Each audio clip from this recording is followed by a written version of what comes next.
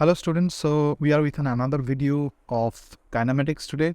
As I have told you, after I discussed that the 10 reasons that why we are going to study kinematics. So this is our first lecture on kinematics, and we are going to study the motion in one dimensions today. Because kinematics is divided in our class 11 syllabus in two chapters, motion in one dimensions, motion in two dimensions. देखो motion in one dimensions में हमारा जितना भी topic आ जाएगा one dimensions मतलब straight line motions को लेकर के हम लोग बात करेंगे। और जब टू डायमेंशन स्टार्ट होगा उसमें वेक्टर स्टार्ट होगा, वेक्टर का कॉन्सेप्ट्स होगा, उसके बाद प्रोजेक्टाइल मोशंस होगा, और टू डायमेंशंस में हमारा रिलेटिव वेलोसिटी का कॉन्सेप्ट्स भी आ जाता है। मोशन इन 1D में भी हम लोग रिलेटिव वेलोसिटी स्टडी करेंगे, पर यहाँ पे स्ट्रेट लाइन मोशंस को लेकर के ही डील करेंगे। ठीक है, तो हम लोग बताते हैं यहाँ पे क्या क्या टॉपिक आज हम लोग कवर करेंगे। What are the topics that we are going to cover in this motion in 1D chapter.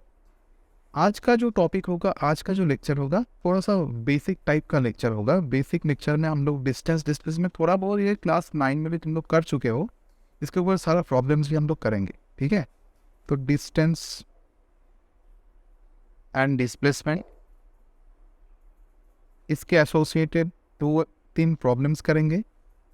Number two में हमारा आ जाएगा speed and velocity, along with that difference थोड़ा बहुत प्रॉब्लम्स भी है, इसके ऊपर डिफरेंशिएशंस करेंगे स्पीड और वेलोसिटी को लेकर के। नंबर 3 में हमारा आ जाएगा average speed and average velocity. और फोर्थ टॉपिक में हमारा आ जाएगा इंस्टेंटेनियस। हम लोग जब डिफरेंशिएशन का क्लास किए थे तब हमारा एवरेज वेलोसिटी और इंस्टेंटेनियस वेलोसिटी के अंदर क्या डिफरेंस था ये सब हम लोग डिस्कस कर लिए थे। और इसमें आ जाएगा हमारा इंस्टेंटेनियस स्पीड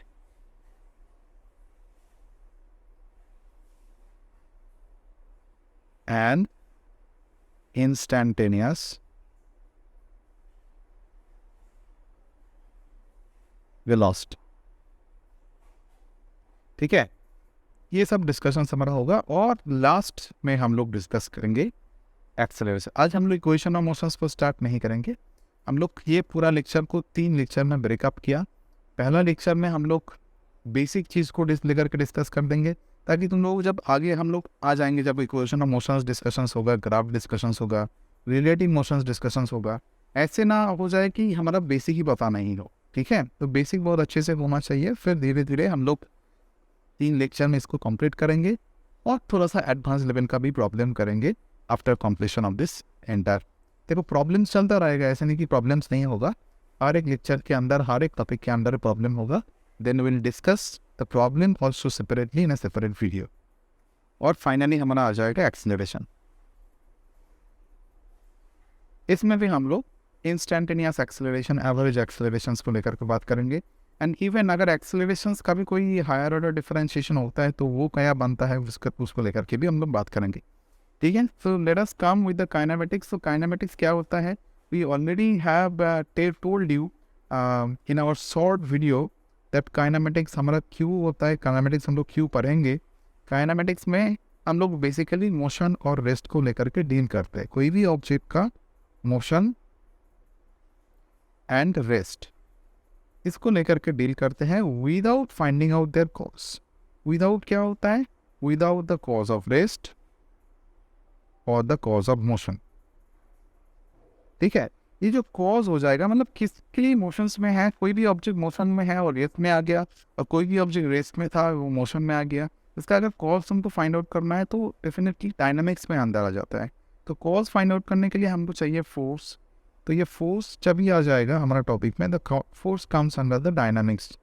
ओके, ये डायनामिक्स में हमारा क्या चीज़ है, कौन कौन सा पैरामीटर हमको पढ़ने के लिए होता है, क्लास 11 में ही है, न्यूटन्स लॉज ऑफ मोशंस आ जाता है।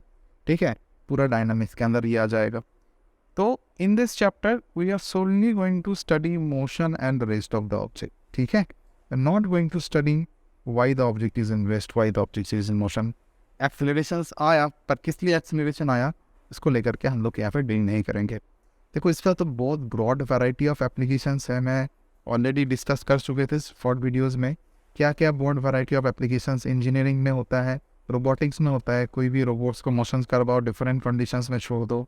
CNC मशीन्स आजकल बहुत ये चल रहा है, CNC machines for designing, right. Different types of design जो होता है ये CNC मशीन्स की CNC मशीन्स में ही हम लोग करते हैं, ठीक है। ऑटोमेटिकली हम लोग प्रोग्राम को सेट कर देते हैं कंप्यूटर में, तो ऑटोमेटिकली वो लेज़र कटिंग के थ्रू हो सकता है कि डिफरेंट प्रोसेस होता है, वो रोबोट जैसा ही होता है, वो डिफरेंट कट करके वो डिज़ाइन ऑटोमेटिकली बना देते हैं। डिफरेंट मतलब प्रोग्रामिंग में हम लोग सेट कर देते हैं कि इसको एक्स एक्सिस में इतना जाना चाहिए, वाई एक्सिस में इतना जाना चाहिए। आजकल तो 3D CNC मशीन्स में निकल गया है, ठीक है। तो बहुत सारा एप्लीकेशंस है यहाँ पे, जितना ट्रांसपोर्टेशंस वगैरह बन रहा हो, मैग्नेटिक लेविएटेड बुलेट ट्रेन जो भी है, सब काइनेमेटिक्स के अंदर ही होगा। मतलब क्यों मूव कर रहा है और मोशंस को एनहेंस करने के लिए, सेफर साइड में जाने के लिए हम लोग क्या क्या अडॉप्ट करते हैं, सब काइनेमेटिक्स के अंदर। ये बेसिक चीज़ हो गया। इसके बाद हम लोग इसके और एक लेवल आगे जो हमारा डायनामिक्स हो जाएगा, उसमें पूरा डिटेल में हम लोग बात करेंगे, ठीक है। तो late us come with the first topic of this chapter. This is the idea of distance and displacement. ये तुम लोग क्लास 9 से ही ऑलरेडी इसको कर चुके हो। डिस्टेंस और डिस्प्लेसमेंट। डिस्टेंस क्या होता है? The total path length covered, right. कोई भी अगर मान लो मैं यहाँ से जाननी स्टार्ट किया, कोई भी अगर मेरे को इसी पॉइंट में पहुँचना है, तो मैं बहुत सारा तरीका से जा सकता हूँ। मैं हो सकता है मैं ऐसे पहले आ जाऊँ, फिर ऐसे आ जाऊँ। हो सकता है मैं डायरेक्टली यहाँ पे डायरेक्टली आ जाऊँ। हो सकता है मैं डिफरेंट पाथ ऐसे करके भी यहाँ पे आ सकता हूँ। बहुत सारा पाथ हो सकता है। पर देखो यहाँ पे this is the total path length covered. मतलब अगर मैं ये पाथ ट्रेवल करके आया तो ये भी टोटल पाथ लेंथ कवर्ड हो गया। अगर मैं ये पाथ ट्रेवल करके आ रहा हूँ तो ये भी मेरा पाथ लेंथ कवर्ड हो गया। अगर मैं इसी से आ रहा हूँ तो ये भी मेरा टोटल पाथ लेंथ कवर्ड हो गया। तो total path length covered, total path length covered by the object, ये हमारा क्या हो जाएगा? ये हमारा हो जाएगा डिस्टेंस। ये तो पूरा डिटेल में तुम लोगों को नोट नहीं बनाना है, पर इसे थोड़ा सा समझ के रखना है और अप्लाई करना है। Application is very important. Okay, from different books you can do your applications. DC Pandey, from VN Sharma, we can do the applications. Okay, applications आना बहुत ज़रूरी है। लोग बस थ्योरी को समझते गया, थ्योरी का ही समझते गया और एप्लीकेशंस नहीं कर पाया तो कोई फ़ायदा नहीं होगा, ठीक है। So now and the displacement, coming towards displacement. Displacement हमारा होता है द शॉर्टेस्ट डिस्टेंस। मतलब डिस्प्लेसमेंट जब हम लोग निकालते हैं, सिर्फ हम लोग इनिशियल पॉइंट और फाइनल पॉइंट, मतलब हम लोग जानने कहाँ से स्टार्ट किए थे, ये मेरा इनिशियल पॉइंट था, पर कहाँ पे मैं आ रहा हूँ, ये मेरा फाइनल पॉइंट है ना, this is the final point. तो सिर्फ इनिशियल और फाइनल पॉइंट को नहीं देखा जाता है और शॉर्टेस्ट डिस्टेंस होता है। शॉर्टेस्ट डिस्टेंस में कैसे आ सकता हूँ? एक स्ट्रेट लाइन में ही आ सकता हूँ। देखो जितना भी पाथ यहाँ पे मान लो, ये भी स्ट्रेट लाइन पर, ये तो एक स्ट्रेट लाइन नहीं है ना, ये दो स्ट्रेट लाइन मेरे को ड्रॉ करना पड़ रहा है। तो एक ही स्ट्रेट लाइन में अगर मैं इनिशियल पॉइंट फाइनल पॉइंट को टच कर दूँ, वो एक स्ट्रेट लाइन बनता है। तो this is our shortest distance और इसी को हम लोग बोलते हैं डिस्प्लेसमेंट। तो डिस्प्लेसमेंट अगर मैं स्केलर वेक्टर की हिसाब से बोलूँ तो displacement is definitely having some directions. ये मेरा फाइनल पॉइंट है, तो यहाँ पे डिस्प्लेसमेंट का डायरेक्शन डेफिनेटली फाइनल पॉइंट की तरह हो जाएगा। और यहाँ पे कोई भी पर्टिकुलर डायरेक्शंस नहीं है। पहले देखो मैं इधर आ रहा हूँ, पहले इसके बाद इधर आ रहा हूँ, और इसमें भी तो हर एक पॉइंट में मेरा डिस्टेंस का डायरेक्शन चेंज हो रहा है। तो डिस्टेंस का कोई भी पर्टिकुलर डायरेक्शन नहीं होता है। Distance is only associated with the magnitude. तो इसका मेरा ओनली मैग्नीट्यूड रहेगा और डिस्प्लेसमेंट का डायरेक्शंस भी होगा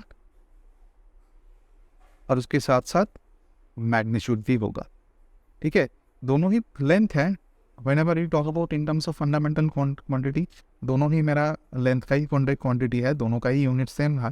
पर हमारा वेक्टर के और स्केलर के हिसाब से देखेंगे तो displacement with a vector quantity और ये हमारा स्केलर हो जाएगा, ठीक है। ये हो जाएगा हमारा वेक्टर। तो एक चीज़ अभी मैं पूछूंगा तुम लोगों को भी, क्या डिस्प्लेसमेंट ज़्यादा हो सकता है डिस्टेंस से? ये तो नहीं होगा नहीं, क्योंकि मैं बोल दिया कि शॉर्टेस्ट डिस्टेंस होगा। तो हमारा जो क्या डिस्टेंस इक्वल हो सकता है डिस्प्लेसमेंट से? ज़रूर हो सकता है। अगर मैं इसी बात में नहीं कवर करूँ तो मेरा जो डिस्प्लेसमेंट है वही मेरा डिस्टेंस है। तो एक चीज़ मैं यहाँ पे पॉइंट आउट करूँगा, जो हो जाएगा जो डिस्टेंस होगा ये हो सकता है मेरा इक्वल्स टू डिस्टेंस हो, always greater than equals to displacement हो सकता है, होता है, ठीक है। ये always greater than equals to displacement होगा। इक्वल्स हो सकता है स्ट्रेट लाइन में, अगर मेरा मोशन स्ट्रेट लाइन में हो रहा है तो हमारा इक्वल हो जाएगा और अगर कोई भी आर्बिट्ररी मोशंस हो रहा है कोई भी डायरेक्शंस में, तो distance is always greater then displacement हो जाएगा। ठीक है, मतलब डिस्टेंस बाई डिस्प्लेसमेंट का जो रेशियो होगा आइदर वो इक्वल्स टू 1 हो सकता है और ग्रेटर देन 1 होगा। ठीक है, so that is the thing. अच्छा, यहाँ पे थोड़ा सा मैं इस वाली डायग्राम में आ जाऊँगा। यहाँ पे थोड़ा सा वेक्टर के साथ साथ भी हम लोग डिफाइन किया। यहाँ पे देख रहे हो हम लोग एक ट्रेजेक्टरी हम लोग दिखाया। कौन सा मेरा ट्रेजेक्टरी है? ये मेरा ट्रेजेक्टरी, जो पाथ होता है, जो पाथ से मैं जाता हूँ उसी को मैं फिजिक्स में क्या बोलता हूँ, हम लोग ट्रेजेक्टरी बोलते हैं। ठीक है, ये ट्रेजेक्टरी वाला वर्ड तुम लोग वह जो क्या होगा प्रोजेक्ट टाइम में हम लोग बहुत ज़्यादा से डिफाइन करते हैं, ट्रेजेक्टरी हो जाएगा। ठीक है, दिस इज आवर ट्रेजेक्टरी, ये हमारा पाथ हो जाएगा। नाउ स्टार्टिंग फ्रॉम, देखो हमारा एक आर्बिट्ररी डायरेक्शंस यहाँ पे है, तो मैं ए पॉइंट से, तुम लोग देख रहे हो मैं ए पॉइंट से बी पॉइंट में जा रहा हूँ यहाँ से, starting from A to B. ठीक है, एक कर्व पाथ में हम लोग जा रहे हैं। तो ये जो मेरा हो जाएगा ए टू बी, ये कर्व पाथ जो एक्चुअल पाथ लेंथ होगा, देख रहे हो ये डेल्टा इससे डिफाइन किया गया है इसको। ये क्या हो जाएगा? ये हमारा हो जाएगा डिस्टेंस, ये हो जाएगा हमारा डिस्टेंस।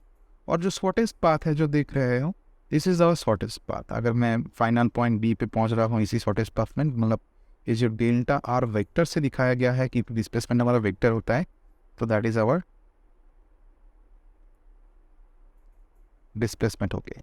ठीक है, देखो यहाँ पे मैं वेक्टर के साथ भी इसको डिफाइन किया। तुम लोग पॉइंट ए हमारा इनिशियल पॉइंट है ना, this is our what point, this is our initial point, तो ये हमारा इनिशियल पोजीशन वेक्टर हो जाएगा। ठीक है, वेक्टर में इसको ऑलरेडी डिस्कस करेंगे हम लोग। Initial position vector is always taken from origin to the point concerned. जो पॉइंट का मैं पोजीशंस मान रहा हूँ, तो ये पॉइंट को का अगर वेक्टर फॉर्म में हमको मतलब पोजीशन वेक्टर चाहिए, तो पोजीशन वेक्टर का जो डायरेक्शंस होता है ये ऑलवेज ओरिजिन से होता है। ओरिजिन मतलब एक रेफरेंस पॉइंट तो चाहिए, जिसके रेस्पेक्ट में हम लोग पोजीशंस को निकालेंगे। अगर मेरा ये रूम है, तो रूम में किसी एक पॉइंट का मैं पोजीशंस मानना चाहता हूँ, तो कोई ना कोई एक कॉर्डिनेट के बेसिस में तुम लोग किसका पोजीशन मानोगे, तो वो कॉर्डिनेट डेफिनेटली इसका ओरिजिन बन जाएगा, 0 0 0 जिसको हम लोग बोलते हैं। ठीक है, और देखो ये यहाँ पे मैं इसमें जो मोशंस हो रहा है ये XY प्लेन में ही हो रहा है, इसमें इसको मैं यहाँ पे ऐसे ही दिखा रहा हूँ। और जो पोजीशंस बन गया, सेकेंड जो पोजीशन है, जो फाइनल पोजीशन है, ये बी में पोजीशन है, तो बी पोजीशन में मेरा पोजीशन वेक्टर क्या बन जाएगा, यहाँ पे देख रहे हो R2 वेक्टर। तो अगर इसको मैं R1 वेक्टर से दिखा दिया, position vector of B is R2 vector, तो अगर हमको यहाँ पे डिफाइन करना है, हाँ, तो यहाँ पे R1 vector is the initial position vector, R2 vector is my final position vector. अगर देखो यहाँ पे triangular law of vector addition हम लोग अप्लाई करेंगे, देखो this vector and this vector are taken in the same order, तो हमारा जो थर्ड वेक्टर होगा, जो रिजल्टेंट वेक्टर होता है, वो taken in the that vector is taken in the opposite order में होता है। ऐसे तो triangular law of vector addition बनता है। मैं यहाँ पे थोड़ा सा ड्रॉ करके दिखा देता हूँ। अगर मेरा मान लो ये एक वेक्टर है, ये एक दूसरा वेक्टर है, and these are the two sides of the triangle taken in the same order, तो इनका रिजल्टेंट क्या बनता है? इनका रिजल्टेंट बनता है starting from the origin to the second vector का जो फाइनल पोजीशन है, तो that is our resultant vector. यहाँ पे अगर मेरा ए मान लो, ये बी मान लो, तो ये आर वेक्टर होता है which is written as A vector plus V vector, that comes under the triangular law of vector addition. तो यहाँ पे भी वैसे ही हो जाएगा। तो यहाँ पे हम लोग कैसे लिखेंगे? देखो यहाँ पे R1 वेक्टर हो गया, फिर हमारा क्या वेक्टर है? ये डेल्टा आर वेक्टर है, तो हमारा डेल्टा आर वेक्टर हो जाएगा, that is equal to our R2 vector, isn't it? तो फाइनली देखो डेल्टा आर वेक्टर को हम लोग लिख सकते हैं ना, R2 vector minus R1 vector. इसको नोट डाउन करके रखो क्योंकि ये न्यूमेरिकल में काम आएगा। ठीक है, okay, so delta R vector is equal to what?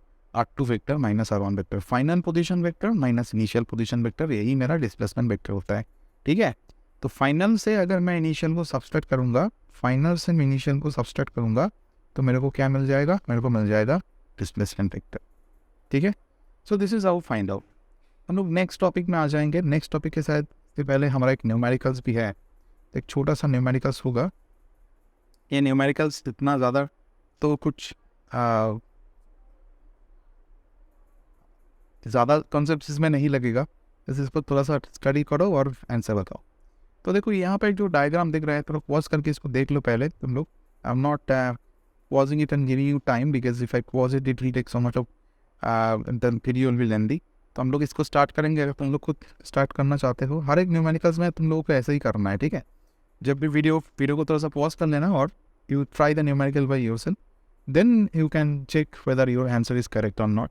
I'll solve this question for you. तो magnitude of the displacement end of the particle, तो वहाँ पर डिस्टेंस और डिस्प्लेसमेंट चाहिए ए टू डी के बीच में, ठीक है। बहुत सारा पाथ लेंथ ट्रेवल हो रहा है, तुम लोग देख रहे हो। तो हमको देखना है इनिशियल पॉइंट और फाइनल पॉइंट कहाँ है। तो this A is my initial point और D is my final point. तो मैं इसको स्ट्रेट लाइन से जोड़ दूंगा, ऐसे स्ट्रेट लाइन से मैंने जोड़ दिया रहता हूँ, यहाँ पे दिख रहा है ना स्ट्रेट लाइन। तो यही मेरा डिस्प्लेसमेंट हो जाएगा, शॉर्टेस्ट डिस्टेंस हो जाएगा। तो ए बी का डिस्टेंस तो ऑलरेडी गिवन है, ये 5 मीटर है, तो इसके साथ कुछ ऐड होगा। तो ऐड कौन सा होगा, ये बी डी ऐड होगा।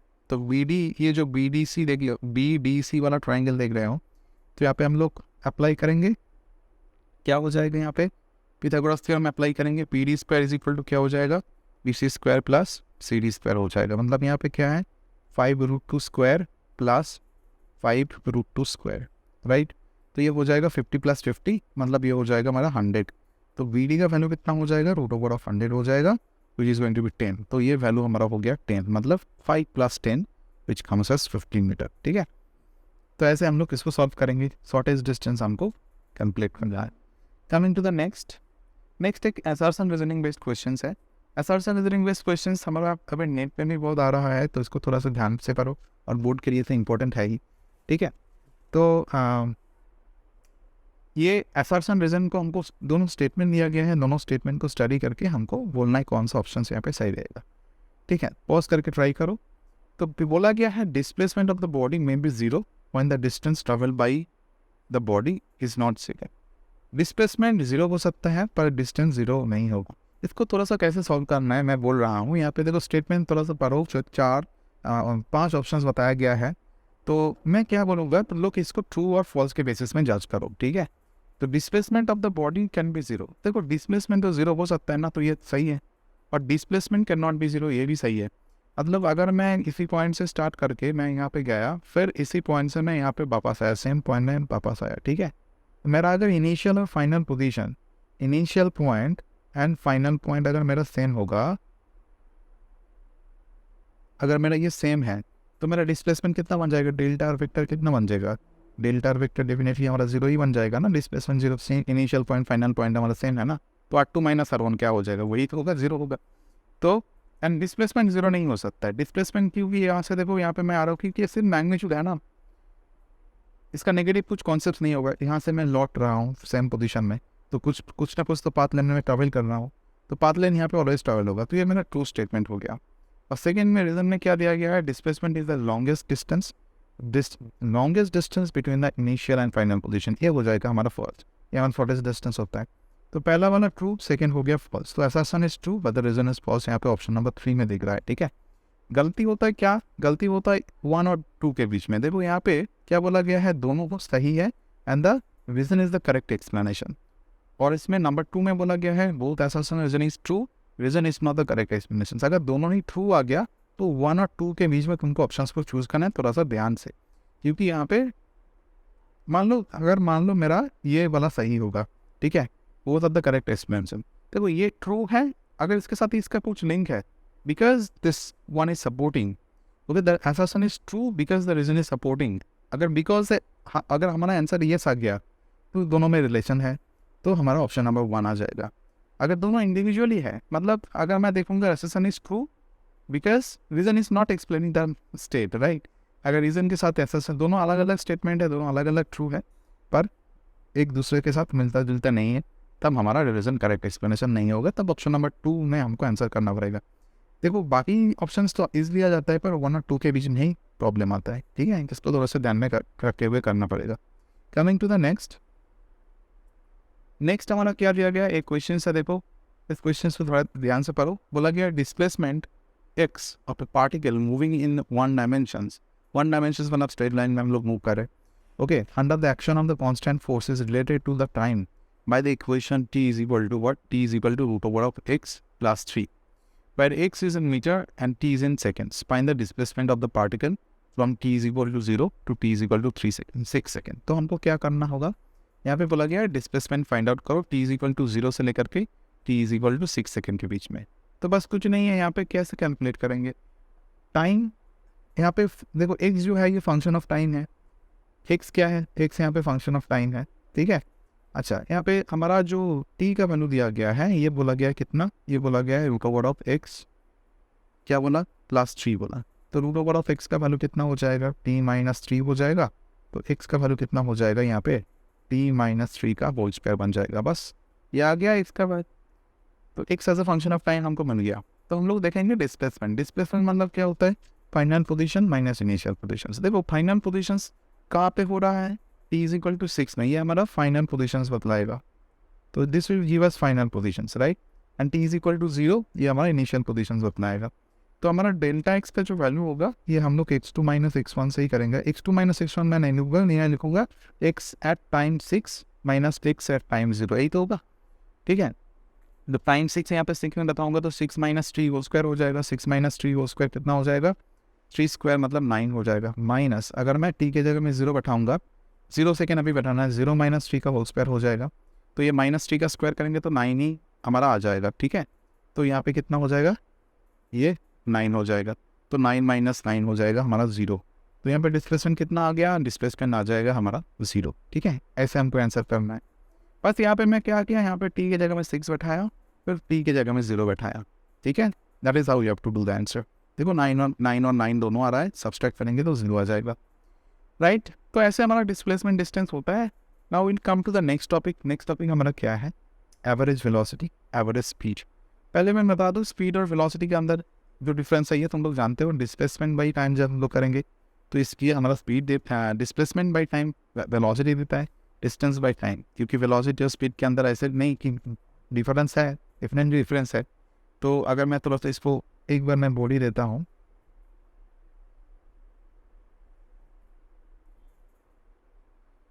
ये हो जाएगा हमारा डिस्टेंस बाई टाइम, ये हो जाएगा हमारा डिस्प्लेसमेंट बाई टाइम हो जाएगा, ठीक है। तो ऑब्वियसली वेलोसिटी हमारा वेक्टर क्वांटिटी है। We are moving with the 10 metre per second along this direction. तो डायरेक्शंस को भी बता रहा है। अगर स्पीड का कोई डायरेक्ट पर्टिकुलर डायरेक्शन नहीं होता है, जो भी डिस्टेंस है डिवाइडेड बाई टाइम करेंगे तो हमारा स्पीड आ जाएगा, ठीक है। Total path length travel divided by time करेंगे तो हमारा स्पीड का वैल्यू हो जाएगा, ठीक है। तो अच्छा, अगर मान लो अगर मैं एवरेज वेलोसिटी और एवरेज स्पीड को मैं अभी डिफाइन करूँगा, तो एवरेज वेलोसिटी हो जाएगा टोटल डिस्प्लेसमेंट ट्रैवल, ठीक है। Total displacement travel by total time taken. हो सकता है मैं डिफरेंट टाइम इंटरवल में डिफरेंट डिस्प्लेसमेंट ट्रैवल किया हूँ। तो total displacement by total time हो जाएगा हमारा एवरेज वेलोसिटी। और एवरेज स्पीड को जब देखेंगे ये टोटल डिस्टेंस हो जाएगा, टोटल पाथ लेंथ ट्रैवल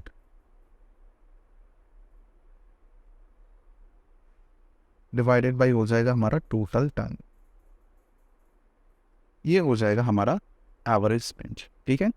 अच्छा, मैं थोड़ा सा यहाँ पे डिफाइन करूँगा कि कैसे हमारा ये रिप्रेजेंट होता है। To come to this picture तो बहुत आसानी से समझ में आ जाएगा, ठीक है। जो पहला वाला पिक्चर मैंने लिया था वही पिक्चर है। देखो यहाँ पे भी ये object, this object is going in this path. ये जो ट्रेजेक्टरी है, ये कार्व वाला ट्रेजेक्टरी है। तो ये डेल्टा इस हमारा हो जाएगा total path length covered with in the time delta T. मैं मान रहा हूँ ये डेल्टा टी टाइम में ट्रैवल कर रहा है। ये जो टाइम यहाँ पे t1 था, यहाँ पे जो टाइम में स्टॉप वॉच है, यहाँ पे मैं ऑन किया, मैं जानने स्टार्ट किया, और यहाँ पे मैं स्टॉप वॉच को ऑफ कर रहा हूँ, ठीक है। तो यहाँ पे मैं नोट डाउन किया, इतना टाइम लग गया। तो टाइम मेरा कितना लगा, जो टाइम डेल्टा टी हो जाएगा, जो टाइम पे गैप होगा तो ये डेफिनेटली t2 माइनस t1 होगा, ओके। दोनों टाइम के बीच में डिफरेंस हो जाएगा। ये डेल्टा एस क्या है, ये मेरा क्या है बोलो, डिस्टेंस है, डिस्टेंस है। तो मेरा एवरेज वेलोसिटी कितना, एवरेज स्पीड कितना हो जाएगा, व्हेनेवर आई से भी एवरेज। मैं अगर वेक्टर साइन में नहीं दे रहा हूँ, मतलब ये स्पीड को डिफाइन कर रहा है, तो ये हो जाएगा मेरा del s by del t, ठीक है। और मैं अगर एवरेज वेलोसिटी का बात करूँ, तो एवरेज अगर वेलोसिटी की मैं बात करूँ क्या कितना हो जाएगा, तो मेरा डिस्प्लेसमेंट वेक्टर क्या है, यहाँ पे डेल आर वेक्टर है। This is our displacement vector, right. तो ये मेरा कितना क्या है, ये मेरा डिस्प्लेसमेंट वेक्टर है। Final position minus initial position. तो ये हो जाएगा मेरा del r vector divided by del t. Time वही है जो टाइम एवरेज स्पीड के लिए लिया, वही टाइम के लिए मैं कैलकुलेट कर रहा हूँ। तो दोनों अलग अलग कैलकुलेशंस होगा। बात समझ में आ रहा है। तो this is the difference between average speed and the average velocity. ठीक है, ये हो गया। जब भी ये एवरेज का चीज़ आ गया, जब मैं एवरेज स्पीड कैलकुलेट कर रहा हूँ, एवरेज वेलोसिटी कैलकुलेट कर रहा हूँ, अगर मेरा कांस्टेंट वेलोसिटी आ गया तो बात सही है। एवरेज कब कैलकुलेट करना पड़ता है, जब हमारा मतलब जो पोजीशन चेंज हो रहा है ये डिफरेंट डिफरेंट हो टाइम के हिसाब से, तब एवरेज हम लोग कैलकुलेट करें। ठीक है, हो सकता है मेरा एवरेज स्पीड कौन मतलब जो इंस्टेंटेनियस स्पीड होगा इसके साथ सेम ही हो सकता है। अच्छा, coming to the next topic में आ जाएंगे हम लोग। नेक्स्ट टॉपिक क्या है, इसके ऊपर थोड़ा बहुत प्रॉब्लम्स करेंगे, क्योंकि ये सब जो चीज़ मैं अभी करा रहा हूँ ये थोड़ा बहुत तुम लोग कभी ना कभी किसी क्लास में, जूनियर क्लासेस में, हो सकता है क्लास 9 में हो, क्लास 10 में, ICSE CBSE, okay, you have started this thing in keep it. Coming to the next question, एक क्वेश्चन है to study this question. A particle covers half of its total distance with a speed v1 and the rest up with the speed of v2. If the average speed during the complete journey is what you have to find out, we have to find out the average speed in the complete journey. Okay, so half of the total distance with v1, the rest up with the v2. I hope you can understand. Just pause it and try this out.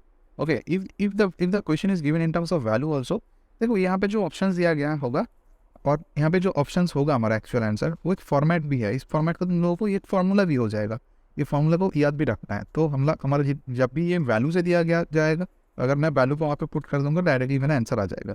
Okay, मैं यहाँ दिखा रहा हूँ यहाँ पे कैसे calculate करना चाहिए।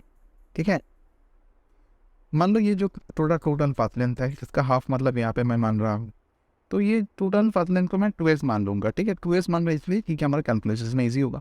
तो ये हाफ लेंथ कितना हो गया, हाफ हो गया, एस हो गया, ये भी एस हो जाएगा।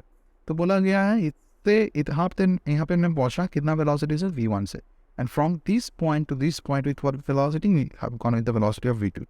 Okay, so we definitely will be taking different times because we have different velocities for covering the same distances, but we have different velocities. So let's say the time here it is t1 and that is equals to the distance divided by the velocity, which is going to be s by v1, correct? And here the time t2 is going to be the distance s by v2. I hope you have understood. So what is my formula for the average speed? Because I have to find out average speed. So v average, okay, so v average is the total distance traveled. So total distance traveled is nothing but s plus s, which is 2s.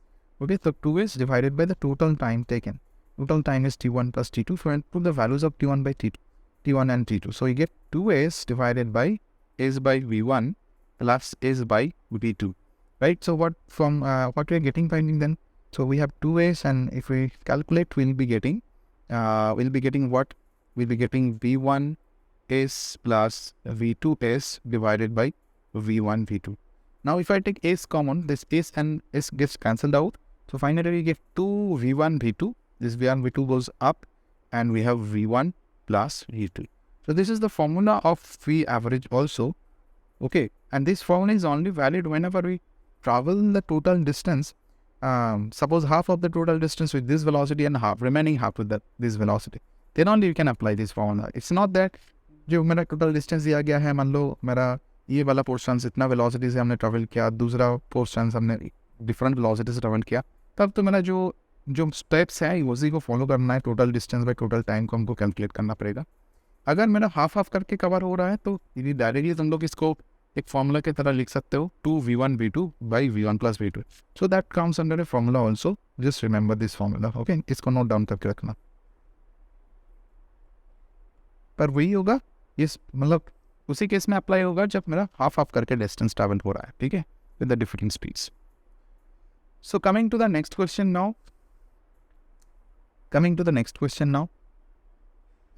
अच्छा, यहाँ पे देखो, यहाँ पे क्या बोला गया है. Particle moves along the sides A B B C C D of a square 25 metre with a velocity of 15 metre per second. ठीक है, its average velocity is what. तो A B B C and C D, मतलब A से B तक गया मैं, फिर B से सी तक गया, फिर सी से डी तक गया. तो डी मेरा फाइनल पोजीशन है, देख सकते हो. ये मेरा इनिशियल पॉइंट हो गया, क्योंकि मैं वेलोसिटी से डील कर रहा हूँ तो इनिशियल और फाइनल पोजीशन होना बहुत ज़रूरी है. राइट, इनिशियल और फाइनल होना बहुत ज़रूरी है.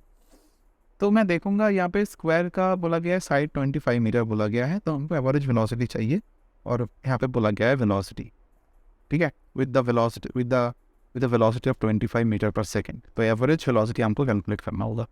ठीक है, तो मैं क्या करूँगा, मैं देखूँगा यहाँ पे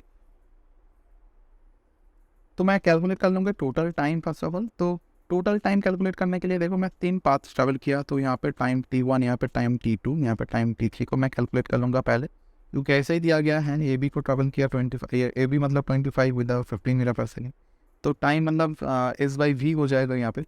मैं यहाँ पे कुछ भी इक्वेशन और मुझे सोचने का ज़रूरत नहीं है, क्योंकि यहाँ पे कुछ एक्सीलरेशंस का बात नहीं चल रहा है, ठीक है। All are going to the same velocity. तो यहाँ पे 15 डिस्टेंस क्या हो गया 25, तो 25/15 हो जाएगा, दिस इज 5/3। तो यहाँ पे भी 5/3 हो जाएगा, यहाँ पे भी मेरा 5/3 हो जाएगा, यहाँ पे भी मेरा 5/3 हो जाएगा।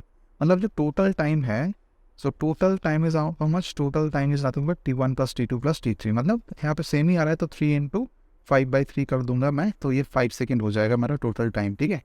और मेरे को कैलकुलेट करना है डिस्प्लेसमेंट। तो डिस्प्लेसमेंट अगर देखना है तो कौन सा मेरा डिस्प्लेसमेंट हो जाएगा, देखो ये इनिशियल पॉइंट है, ये मेरा फाइनल पॉइंट है, तो यही ये डॉटेड लाइन से दिखाया गया है, ये तो मेरा डिस्प्लेसमेंट होगा। What is distance initial point से final distance, direction of displacement क्या होगा, A to B हो जाएगा, ठीक है।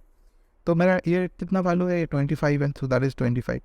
तो total distance displacement, so total displacement divided by total time. So that is our what? That is our average velocity, V average. Okay. And the vector I'm also writing. So this is how much 25 divided by 5 we get 5 meter per second. So the 5 meter per second is going to be the average velocity. Okay. अगर average speed भी calculate करना पड़ता तो हम लोगों को क्या देखना पड़ता, तो ये 25 राइट, तो 75 हो जाता था, 75/5 हो जाता है मेरा आंसर। अगर मैं इसमें बोल देता हूँ टोटल, अगर मेरे को चाहिए वी एवरेज का वैल्यू, ठीक है, एवरेज स्पीड का वैल्यू, ठीक है, तब मेरा कितना हो जाता है 25 + 25 + 25 divided by total time taken 5 हो जाता है। ओके, तब ये आ जाता है हमारा 15 मीटर पर सेकेंड। बात समझ में आ रहा है होगा। ओके, जैसे कि मेरा डिस्टेंस हाँ आइदर इक्वल हो सकता है, नहीं तो ज़्यादा होगा डिस्प्लेसमेंट से, तो एवरेज स्पीड भी हमारा आइदर इक्वल हो सकता है, अगर स्ट्रेट लाइन में मूव कर रहा हूँ हो सकता है मेरा इक्वल हो, नहीं तो ये ज़्यादा ही होगा, राइट। मतलब average speed by average velocity का जो रेशियो होगा ये always greater than equals to 1 ही होगा, ठीक है। तो average speed divided by average velocity, मैं वेक्टर्स को जब डिफाइन करूँगा मतलब ये मानना पड़ेगा ये वेलोसिटी है, तो that is always greater than equals to 1, ठीक है। तुमको नोट डाउन करना चाहिए चीज़। बात समझ में आ गया। Coming to the next problem,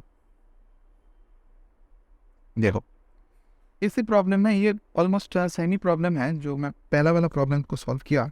a body has a speed of v, 2v and 3v in the first 1/3 second, 1/3 of the distance and then 1/3 of the s and the 1/3 of s। अच्छा 1/3 1/3 1/3 करके हम लोग cover कर रहे हैं, तो average speed को हमको फाइंड आउट करना है, वही क्वेश्चन है। तो total distance by total time करेंगे, तो यहाँ पे टाइम नहीं दिया गया, बस वही चीज़ है v 2v, बट यहाँ पे देखो v velocity 2v velocity 3v velocity, ठीक है। तो डिस्टेंस कितना है s/3 s/3 s/3 करके, तो पहला वाला टाइम कितना हो जाएगा s/3 डिवाइडेड बाई v, मतलब s/3v हो जाएगा। दूसरा टाइम क्या हो जाएगा ये हो जाएगा s/3 तो ऑलरेडी है, इसके साथ 2v मतलब s/6 भी हो जाएगा। और टाइम t3 क्या हो जाएगा, s/3 ऑलरेडी है, इसके साथ 3 है, सो 9v हो जाएगा, ठीक है।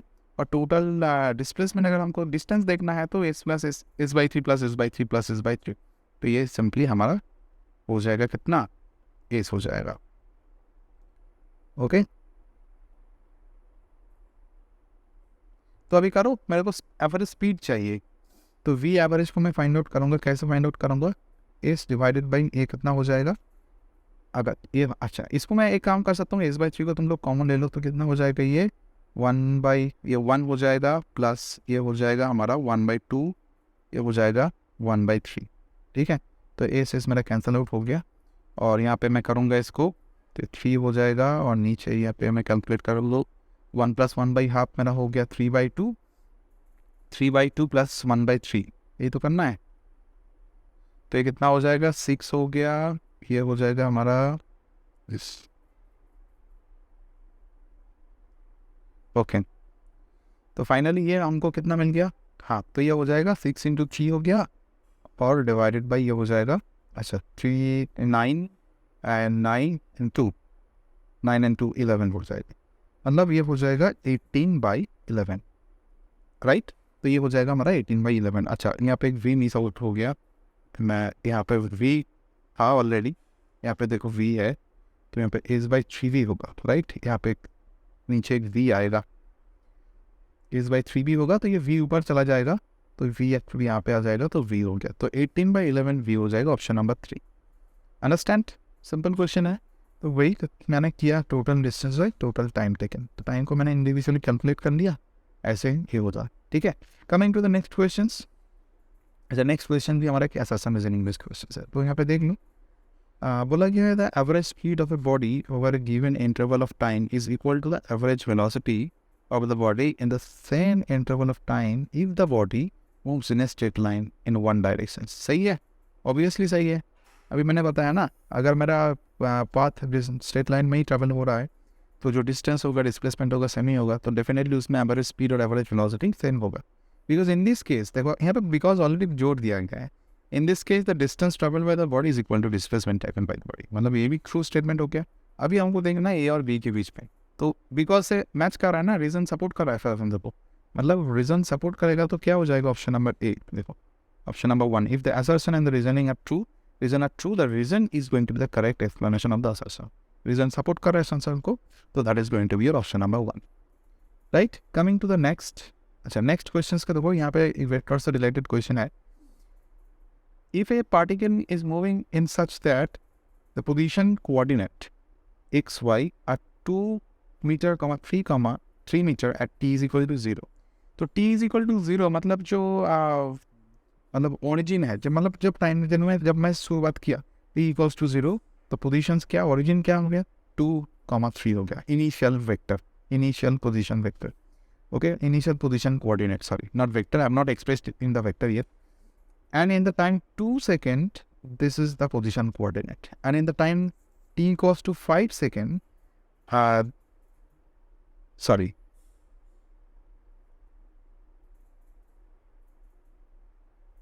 2,3 at time t is equal to 0, 6,7 at time t is equal to 2 second, and 13,14 at time t is equal to 15 second, ठीक है, यही बोला गया, time t is equal to 5 second में 13,15 है, 13,14 है। तो मेरे को क्या कैलकुलेट करना है, you have to find out the average velocity from time t is equal to 0 to t is equal to 5 second. मतलब यहाँ पे मेरे को दो चीज़ नोट डाउन करना पड़ेगा, ये तो मेरा इनिशियल केस है और ये मेरा फाइनल हो जाएगा।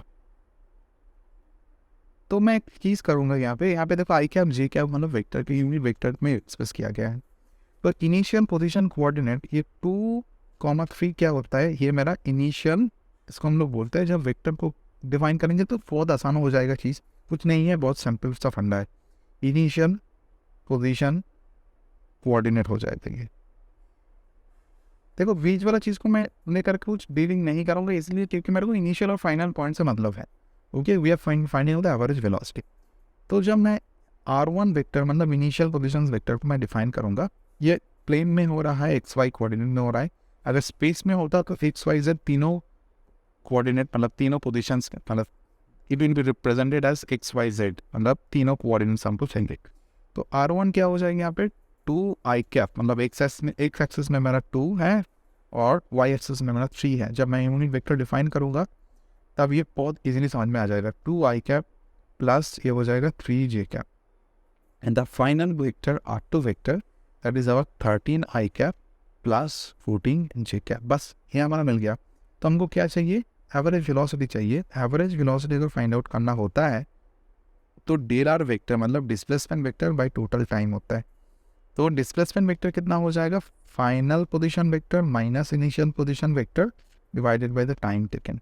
तो r2 वेक्टर मतलब कितना 13i कैप, देखो मैं लिख रहा हूँ 13 प्लस 14j कैप माइनस कितना हो जाएगा 2i cap plus 3j cap whole divided by total time. अगर मेरे को देखना है 5 फाइनल टाइम, इनिशियल टाइम क्या नोट डाउन किया, 0 से हमने स्टार्ट किया तो 0, तो ये कितना हो जाएगा 13i कैप 14j कैप, तो ये हो जाएगा देखो 11i cap plus 11j cap divided by हो जाएगा कितना 5 हो जाएगा, राइट। तो मेरा 11/5 कॉमन ले लिया, 11/5 मैंने कॉमन ले लिया, तो ये हो जाएगा i cap plus j cap. Okay, so this is our average velocity vector. देखो ये वेक्टर से ही डिफाइन किया। हाँ, जब ये आंसर हमारा आई कैप जे कैप के फॉर्मेट में आया है तो you have to understand this is our this is given in vector notation only. ठीक है, तो हमारा आंसर हो जाएगा कितना, दिस वन। अगर मैग्नीट्यूड चाहिए तो मैग्नीट्यूड फाइंड आउट करने का तरीका होता है, ये वेक्टर में तुम लोग जानोगे। अगर मैं सिर्फ वी एवरेज को फाइंड आउट करता मैग्नीट्यूड, तो ये हो जाएगा तब रूट ओवर ऑफ जो आई का कोएफिशिएंट है उसका स्क्वायर करना पड़ता है और जे का जो कोएफिशिएंट है उसको स्क्वायर करना पड़ता है। मतलब यहाँ पे 11/5 देखो आई कैफ है, मतलब इसका स्क्वायर कर देंगे और 11/5 का स्क्वायर कर देंगे, तो ये हो जाएगा कितना। यहाँ पे मैं देख रहा हूँ 2 × 11 स्क्वायर/5 स्क्वायर। ठीक है, तो यहाँ पे 11 स्क्वायर/5 स्क्वायर मतलब रूट के मैं इसको बाहर करूँगा तो 11/5 आ जाएगा, तो 11/5 और √2 हो जाएगा अंदर। तो ये मेरा मैग्नीट्यूड हो गया। तो this is how you can find out the magnitude. अगर मेरे को वैल्यू कैलकुलेट करना पड़ेगा कि कितना एवरेज वेलोसिटी आया, तो वही हो जाएगा मेरा एवरेज वेलोसिटी। ठीक है, अगर वेक्टर के फॉर्म में तो ये हो गया आई कैप जे कैप के फॉर्मेट पे। अंडरस्टूड? सिंपल क्वेश्चन है, देख लो एक बार, ऐसे इसको सॉल्व किया जाता है। Coming to the next topic हमारा है instantaneous velocity and the speed. ठीक है, instantaneous velocity and the speed ये हम लोग कब डिफाइन किए थे? तुम लोगों को याद होगा जब मैथमेटिकल टूल्स हम लोग कर रहे थे, तब वहाँ पे हम लोग जब डिफरेंशिएशंस को कर रहे थे, डिफरेंशियल कैलकुलस को कर रहे थे, तब मैंने डिफाइन किया था इंस्टेंटेनियस वेलोसिटी क्या होता है, इंस्टेंटेनियस स्पीड क्या होता है। ये देखो इंस्टेंटेनियस वेलोसिटी और इंस्टेंटेनियस स्पीड हम लोग एवरेज वेलोसिटी और एवरेज स्पीड से ही निकालते हैं। ठीक है, तो अगर मैं सपोज मान लो मेरा एक ग्राफ था, एक बार थोड़ा सा मैं इसको बोल ही देता हूँ। ये एक डिस्प्लेसमेंट वर्सेस टाइम ग्राफ है। तो डिस्प्लेसमेंट जैसे पिछले एग्जांपल में मैंने देखा, तो अगर मेरा मान लो कुछ ना, ये हमारा डिस्प्लेसमेंट वर्सेस टाइम ग्राफ है और ये हो गया मेरा नेचर ऑफ द ग्राफ। ठीक है, तो डेफिनेटली हो सकता है मेरा इंस्टेंटेनियस वेलोसिटी जो वो एवरेज वेलोसिटी के साथ इक्वल हो ही सकता है। अगर मेरा कांस्टेंट वैल्यू है तो दोनों वैल्यू ही सेम होगा, अगर स्ट्रेट लाइन में कर रहा हो तो। पर इसमें एक्सेलरेशंस वगैरह आ जाएगा, इसमें थोड़ा सा एक्सेलरेशंस आ जाएगा, इसलिए इंस्टेंटेनियस वेलोसिटी को मैं अलग से प्रायोरिटी दे रहा हूँ। अगर मेरा एक पर्टिकुलर टाइम इंटरवल के बीच में हमको चाहिए, तो इसका कॉरस्पॉन्डिंग जो डिस्प्लेसमेंट होगा तो ये होगा।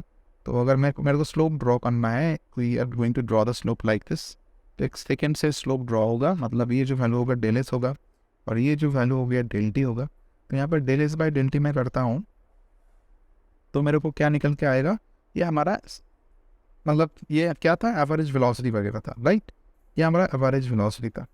अगर स्ट्रेट लाइन मोशन मैं बात कर रहा हूँ तो एवरेज वेलोसिटी एवरेज स्पीड हमारा सेम ही है, तो उसको मैं एवरेज वेलोसिटी बोल रहा हूँ।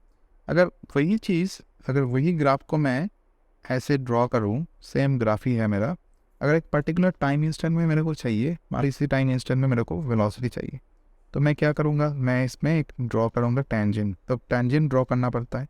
तो ये टेंजेंट का स्लोप जो होता है, ये टेंजेंट का स्लोप क्या होता था, ये होता था ds/dt। ऐसे तो डिफाइन करते थे ना, ये स्लोप होता था ds/dt। और ds/dt को कैसे हम लोग रिप्रेजेंट किया, ये था लिमिट ऑफ कितना था, डेल t टेंड्स टू 0 था, del s divided by del t था, राइट।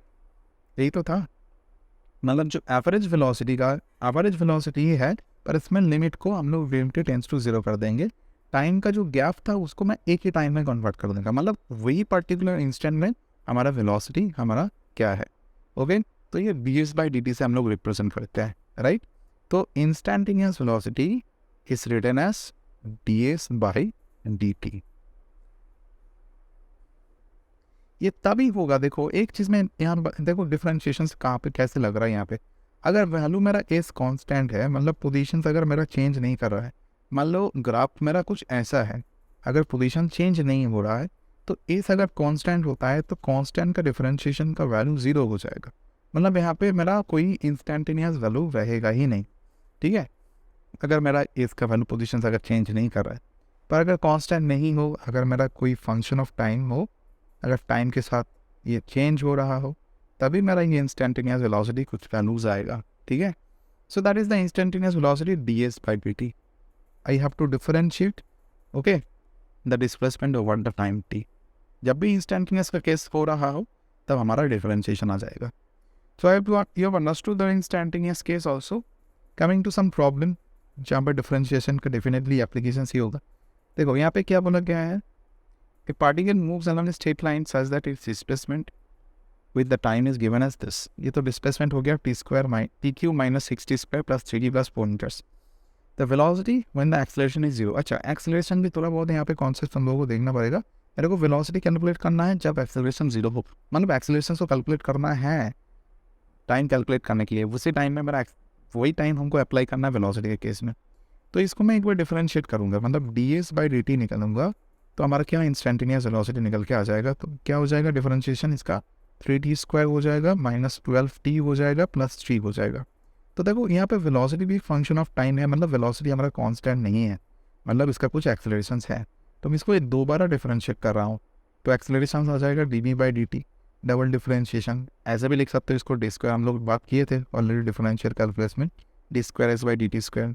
तो कितना हो जाएगा 60 हो जाएगा माइनस 12 हो जाएगा। ठीक है, तो एक्सेलरेशन को मेरे को जीरो कर देना, क्योंकि क्वेश्चन में बोला गया है जब एक्सेलरेशन जीरो होगा। कब एक्सेलरेशन जीरो होगा, कब एक्सेलरेशन जीरो होगा, 60 is equal to the time t is equal to 2 second. We get, ये 2 सेकेंड हो गया तो 2 को मैं बैठाऊंगा अभी वेलोसिटी की जगह में, तो v का वैल्यू कितना हो जाएगा ये बोलो। This is going to be 3 into 2² minus 12 into 2 plus 3। Okay, four, this is 12 minus 24 plus 3 we get, right. ये हो जाएगा माइनस 12 प्लस 3 हो जाएगा, मतलब कितना हो जाएगा -9 मीटर पर सेकेंड। तो यहाँ पे देखो वेलोसिटी का वैल्यू मेरा -9 मीटर पर सेकेंड। देखो वेलोसिटी में कैलकुलेट कर रहा हूँ तो वेलोसिटी कुछ भी हो सकता है, -9 भी हो सकता है। -9 का मतलब क्या हो रहा है, ये पीछे आ रहा है, पीछे हो रहा है मतलब डेफिनेटली इसमें कुछ रिटार्डेशंस वगैरह है, इसलिए इसका डायरेक्शन चेंज हो गया। ठीक है, इसलिए नेगेटिव साइन आया। तो नेगेटिव मतलब ऐसे कुछ नहीं है, वेलोसिटी कुछ भी हो सकता है, नेगेटिव पॉजिटिव जीरो कुछ भी हो सकता है। नेगेटिव मतलब डायरेक्शन का चेंज हो गया। Okay, direction change.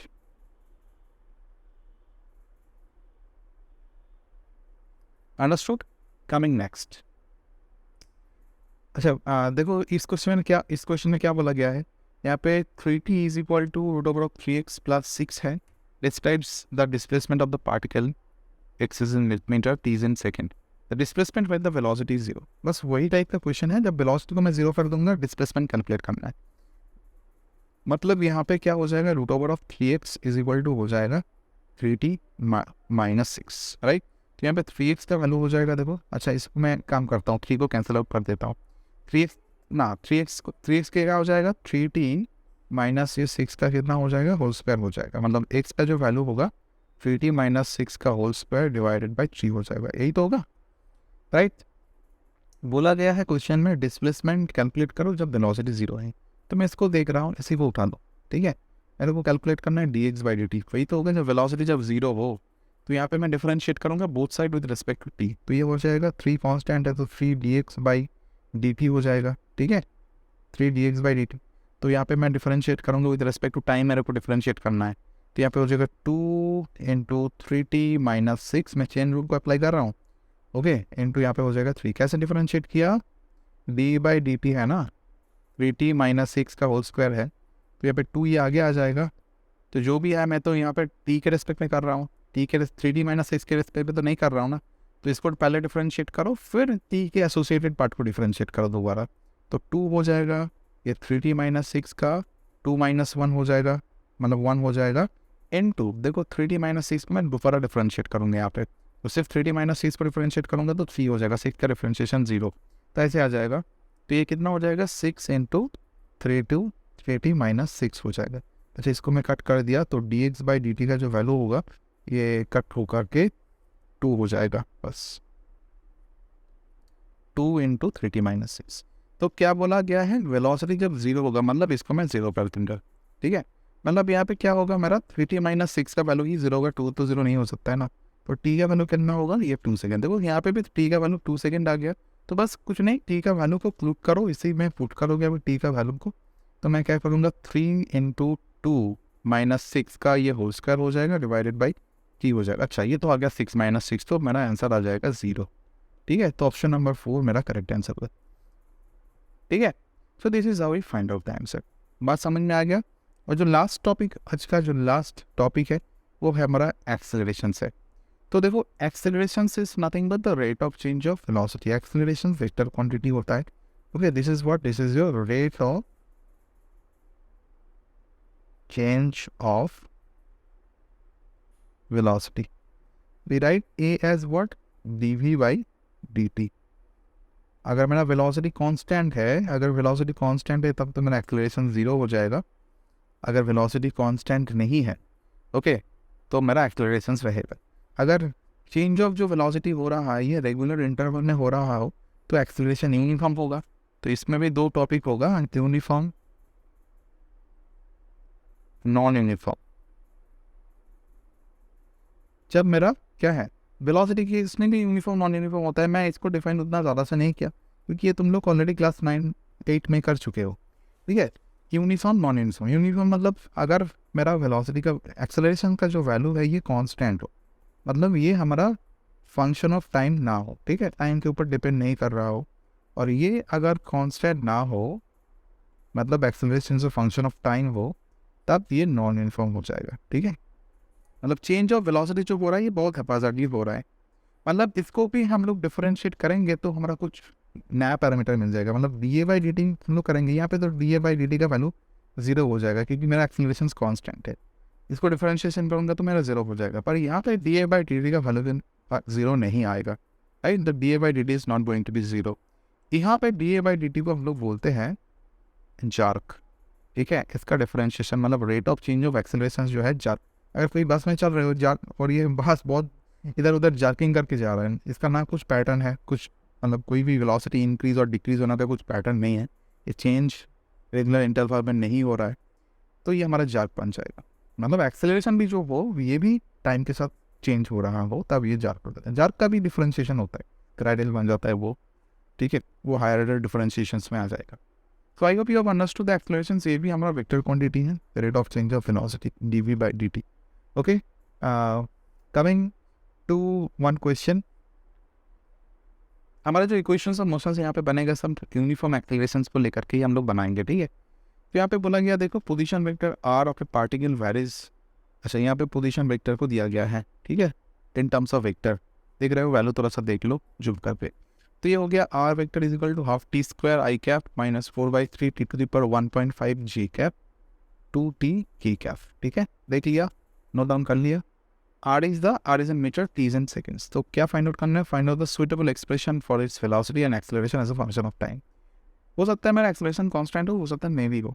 तो मैं यहाँ पे वेलोसिटी को कैसे कैलकुलेट करूँगा? मैं A इज इक्वल टू क्या हो, सॉरी वेलोसिटी को मैं कैसे कैलकुलेट करूँगा? V, that is your dr by dt, rate of change of position. तो इसको मैं डिफरेंशिएट करूँगा तो ये हो जाएगा हाफ इंटू 2t, ये हो जाएगा सिर्फ t आई कैप हो जाएगा. और यहाँ पे कितना हो जाएगा? -4/3 ऑलरेडी है और 1.5 मतलब 3/2, तो ये हो जाएगा 3/2 टी टू दी पावर क्या हो जाएगा बोलो? 3/2 - 1, राइट. 3/2 - 1 मतलब हाफ, प्लस यहाँ पे कितना हो जाएगा? 2. अच्छा, जे कैप मैंने लिखना भूल गया, यहाँ पे जे कैप होगा और 2 के कैप होगा. वेक्टर को ऐड करना है क्योंकि आई कैप एक्स एक्सिस में, जे कैप वाई एक्सिस में, के कैप जेड एक्सिस में डिफाइन हो रहा है. ठीक है, तो यहाँ पे एक चीज़ देख रहे हो ना, यहाँ पे आई कैप, जे कैप, के कैप, एक्स वाई जेड तीनों ही कोऑर्डिनेट इन्वॉल्व है. मतलब यहाँ पे जो मोशंस होगा वो 3D में होगा. ठीक है, so finally we get what? T i cap minus ये 3 कैंसिल आउट हो गया, ये 2 हो गया, ये 2 हो गया, t to the power half हो जाएगा, जे कैप प्लस 2 के कैप. देखो ये वेलोसिटी का एक्सप्रेशन आ गया. And this velocity is also function of time, right. ये वेलोसिटी भी यूनिफॉर्म नहीं है, it is not uniform. Okay, it is not uniform, ये भी हमारा फंक्शन ऑफ टाइम है. तो इसको मैं डिफरेंशिएट करूँगा, A is equal to dv by dt करूँगा तो क्या हो जाएगा? ये सिर्फ आई कैप हो जाएगा dt बाई dt, माइनस क्या हो जाएगा? 2 है ऑलरेडी, ये हाफ हो जाएगा, t to the power half -1 हो जाएगा, मतलब माइनस हाफ हो जाएगा. और ये तो 0 हो जाएगा क्योंकि 2 के कैप है, ये टाइम के साथ, टाइम से रिलेटेड नहीं है. तो कितना हो जाएगा? ये I cap minus T to the power minus half J cap. J cap यहाँ पे छोड़ दिया, तो ये हो जाएगा मेरा आंसर. तो acceleration is also a function of time, you can understand. जो एक्सेलरेशन है ये I cap minus T to the power minus half G cap है. ठीक है, so this is how you find out. और दूसरा क्वेश्चन में क्या बोला गया है? Find out the magnitude of its displacement and distance travel in the same time interval T is equal to 0 to 4 second. हाँ, तो इसमें क्या हो जाएगा? तो अगर मेरे को डिस्प्लेसमेंट चाहिए तो displacement is nothing but the final position vector minus initial position vector, right. तो डिस्प्लेसमेंट डेरिव वेक्टर का जो वैल्यू होगा तो ये हम लोग कर सकते हैं R2 vector minus R1 vector. R2 vector मतलब टाइम कितना बोला गया है, फाइनल टाइम कितना 4, मतलब R2 मतलब time t is equal to 4 second में कितना हुआ, ओके, माइनस टाइम 0 में कितना इसका हो जाएगा। देखो मैं यहाँ पे t की जगह में 0 बैठाऊंगा तो R0 तो तुम लोग देख रहे हो, इसमें R0 बैठाऊंगा तो 0 हर के साथ तो टाइम t है तो ये 0 हो जाएगा, मतलब ओरिजिन से ये स्टार्ट कर रहा है। और R4 कितना हो जाएगा, मतलब 4 सेकेंड में कितना ट्रैवल किया, तो ये हो जाएगा देखो 4 square that is 16/2 that is 8 I cap. मैं बस कुछ नहीं कर रहा हूँ इसमें, मैं t का जगह में 4 बैठा रहा हूँ बस, और कुछ नहीं। तो 4/3 टी टू द पावर 3/2 है, मतलब 4 to the power 3/2, 4 to the power 3/2 मतलब 2 स्क्वायर, तो ये 2 कैंसिल आउट हो गया, 2 क्यूब 8 हो जाएगा, ये हो जाएगा 32, 8 into 4 that is 32 divided by 3। ये थोड़ा सा हम लोग कर लो, मैं सिंपल कैलकुलेशन ही कर रहा हूँ और कुछ नहीं कर रहा हूँ, जे कैप, और ये हो जाएगा कितना, ये भी 8 हो जाएगा, 8 के कैप हो जाएगा। हाँ अच्छा, यहाँ पे माइनस है, ये माइनस साइन है, ओके, तो ये माइनस हो जाएगा बस, और कुछ नहीं। So this is our R4 vector. तो मैं सब्सट्रैक्ट करूँगा तो कितना हो रहा है, ये बस 8 आई कैप हो रहा है, और बस वही हो जाएगा 32/3 जे कैप प्लस 8 के कैप हो जाएगा, एज सिंपल एज दैट। ये हो गया मेरा डेल एस वेक्टर। अगर मैग्नीट्यूड कैलकुलेट करना है तो मैं बोला वेक्टर का मैग्नीट्यूड कैलकुलेट करना है तो बस आई कैप जे कैप के कैप का कोएफिशिएंट जो है इसका स्क्वायर करना, तो 8 स्क्वायर हो जाएगा प्लस हो जाएगा मेरा माइनस 32/3 का स्क्वायर हो जाएगा प्लस 8 स्क्वायर। जो भी आया वही मेरा आंसर हो जाएगा, ठीक है, जो भी आया वही क्या हो जाएगा, ये यही मेरा आंसर हो जाएगा। तो ये तो तुम लोग समझ में आ गया कि कैसे इसको करना है। अच्छा, ये कैलकुलेट थोड़ा सा करके देख सकते हो तुम लोग कितना आ रहा है, ये लगभग 1 पॉइंट समथिंग आएगा, कैलकुलेट करके 1.66 ऐसे कुछ इसके करीब आएगा, ठीक है। अगर तुम लोग कैलकुलेट करोगे तो 1.66 के करीब आ जाएगा। अगर मेरे को डिस्टेंस कैलकुलेट करना है, मतलब टोटल पाथ लेंथ मेरे को कवर करना है, टोटल पाथ लेंथ कैलकुलेट करने के लिए मेरे को इंटीग्रेशंस का मदद लेना पड़ेगा, क्योंकि यहाँ पे तुम लोग देख रहे हो जो वेलोसिटी है ये भी मेरा फंक्शन ऑफ टाइम है ना, this velocity is also function of time. तो तुम लोग जानते हो v इज इक्वल टू हम लोग लिखा ही है ds/dt, तो मेरे को यहाँ पर ds क्या हो जाएगा v/dt, तुम लोग जानते हो उसको कैलकुलेट करने का तरीका, ये हो जाएगा इंटीग्रेशन ऑफ v/dt। इंटीग्रेशन में जाकर के देखो मैं ये सब पूरा डिटेल में डिस्कस किया कि कैसे क्या होता है। तो जस्ट 0 to 4 सेकेंड के इंटरवल में मैं इंटीग्रेशन कर दूंगा वेलोसिटी, ठीक है। तो वेलोसिटी का एक्सप्रेशन यहाँ पे क्या दिखाया गया है, दिस इज द वेलोसिटी। अच्छा, ये विक्टर फॉर्म में है, इसको मैं कन्वर्ट कर दूंगा मैग्नीट्यूड के फॉर्म में, मोड ऑफ v कर दूंगा, तो ये टी आई कैफ है, मतलब ये हो जाएगा टी स्क्वायर, ठीक है। पर अच्छा टी स्क्वायर हो जाएगा, ये कितना हो जाएगा, root over of 2 into t to the power half का स्क्वायर, तो t to the power half का स्क्वायर करेंगे तो टी टू द टी हो जाएगा, ये 4t हो जाएगा, राइट। तो ये हो जाएगा प्लस ऑफ 4t और 2 है सर, तो ये हो जाएगा प्लस ऑफ 4। तो ये देखो बस मैं कोएफिशिएंट्स का स्क्वायर करके निकाला जैसे कैलकुलेट करता हूँ, ठीक है, T square plus 4t plus 4, ये हो गया magnitude of velocity in terms of T, हाँ। तो ये बस मैं कर दूंगा 0 to 4 में इंटीग्रेट, बस और कुछ नहीं। तो ये क्या हो जाएगा, टी स्क्वायर प्लस 40 प्लस 4 का integration, T square plus 40 plus 4 dt, ठीक है। तो इसका इंटीग्रेशन का वैल्यू कितना होगा, t³/3 होगा प्लस 40 स्क्वायर 2 होगा, 40 स्क्वायर 2 हो गया प्लस 4t आ जाएगा, और लिमिट क्या है 0 to 4। बस अपर लिमिट और लोअर लिमिट को बैठाओ, आ जाएगा मेरा आंसर। मैं कैलकुलेट नहीं कर रहा हूँ, इसका जो रिजल्ट आएगा ये 16 मीटर के आसपास आ जाएगा, ठीक है। तुम लोग कैलकुलेट करके देख सकते हो। इंटीग्रेशन अगर पता नहीं है तो इंटीग्रेशन का लेक्चर थोड़ा सा एक बार देख लो, पूरा इजीली समझ में आ जाएगा क्या क्या चाहिए, ठीक है। मैं वही चीज़ को सिर्फ डिस्कस किया जो फिजिक्स में ज़रूरत होता है, ठीक है। So this is we have got, देखो डिस्टेंस यहाँ पे फिर ज़्यादा आया है, डिस्प्लेसमेंट से 1.66 कहाँ ये है और 116 मीटर के आसपास है, okay. So this is how you have to solve these questions. Okay, the PDF you will be getting in the description box. The PDF link I'll be given so that whenever you are making your self note prepare करने का कोई भी ज़रूरत नहीं, तो तुम लोग book से पढ़ो, कोई भी अच्छा किताब उठाके इसको पढ़ लो, देख लो, और इसके बाद इस पर MCQ करना स्टार्ट करो, ठीक है। लास्ट लेक्चर के बाद इसका जो थर्ड लेक्चर होगा, थर्ड लेक्चर के बाद मैं PDF भी दे दूंगा उसके साथ, ताकि थोड़ा असाइनमेंट के तौर पे, तो you can solve some MCQ from there also. और जो भी तुम्हारे पास बुक है, कोई भी स्टैंडर्ड बुक हो, तो वहाँ से तुम लोग MCQ को स्टार्ट कर सकते हैं, ठीक है। चलो, thank you so much for watching this video. In the next video we are going to start lecture number 2 of kinematics, where we are going to talk about all the types of graph, क्योंकि graphical based भी question होता है, तो different types of graph को लेकर के discuss करेंगे, equation of motions को लेकर के डिस्कस करेंगे। Thank you very much, keep practising.